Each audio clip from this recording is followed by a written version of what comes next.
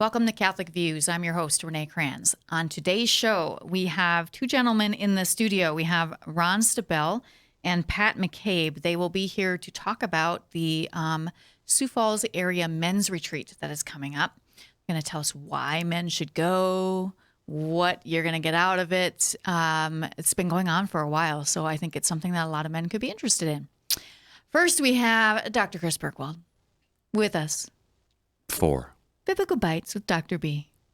That's your... It's a nice lilt. Yeah. I like the lilt. Thanks. Hi, Renee. Hi. How are you? Good. What are we at today? 24th Sunday Let's check the tape. of Ordinary Time. I was going to make a sound effect, but I just realized we're on radio. No, let's not do that. It is the 24th. It is indeed the 24th. Yes. Ding, ding, ding, ding, ding. That was what you... Thanks, Bill. Oh, ding, ding, ding. Sorry. Yes, it is the 24th Sunday in Ordinary Time, year B, which means other than the summer for a little while, Mark's Gospel. Yeah. Mark's Gospel Got begins this way. Never mind the technical difficulties, ladies and gentlemen. Mark's Gospel begins this way this Sunday. Jesus and his disciples set out for the villages of Caesarea Philippi. Along the way, he asked his disciples, "Who do people say that I am?" They said in reply, "John the Baptist, other Elijah, still others one of the prophets." And he said to them, "But what do you say that I am?" Peter said to him in reply, "You are the Christ." Then he warned them not to tell anyone about him. So we get a short version there of something that Matthew goes into more detail of. But Renee, what I want to focus on today for this episode of Biblical Bites is Caesarea Philippi. Mm-hmm. So what, if anything, do you know about Caesarea Philippi? I know it is a pagan place. And where they were was a old pagan temple or something like that. See, I knew you would know something. Yes. That's why I asked you. Yes. Because I never ask you questions to stump you. Right.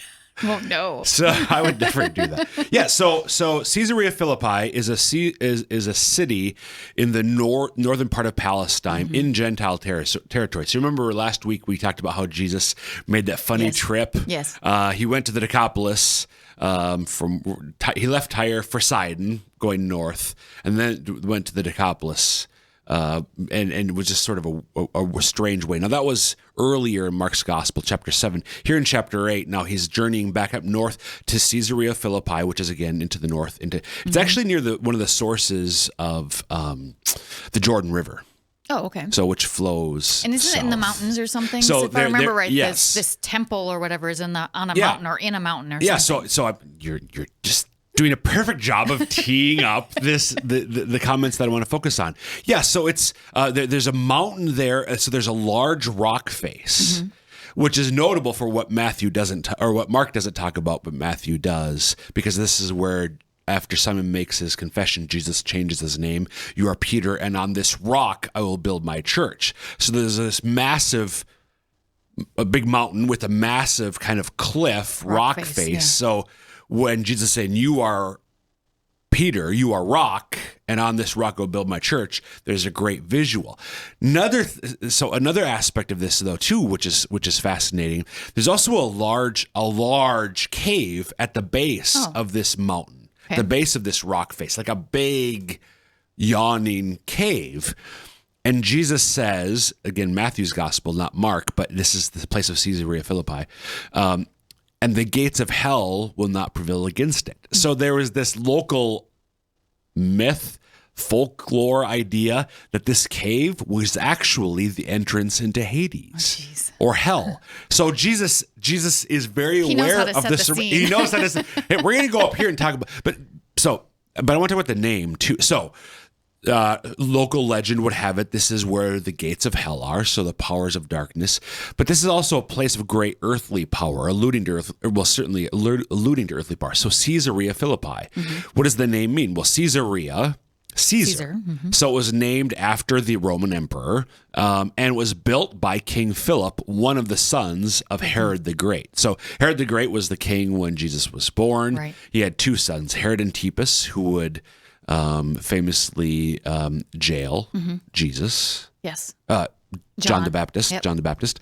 But then also Philip, who was ruler in the northern part, and Philip is the one who basically built or rebuilt on the city. The city that was there was named after the Greek god Pan. Oh, okay, sure. So it was a place of local idol worship. It was a place of actually political power just because of the geography. It was named after the earthly power, and local legend has it that demonic power comes into the earth at this place. And this is where Jesus goes and He just asks struts them, on up there and he's like, here I am. Exactly. And Peter said to him in reply, "You are the Christ. You are the Messiah. You are the King."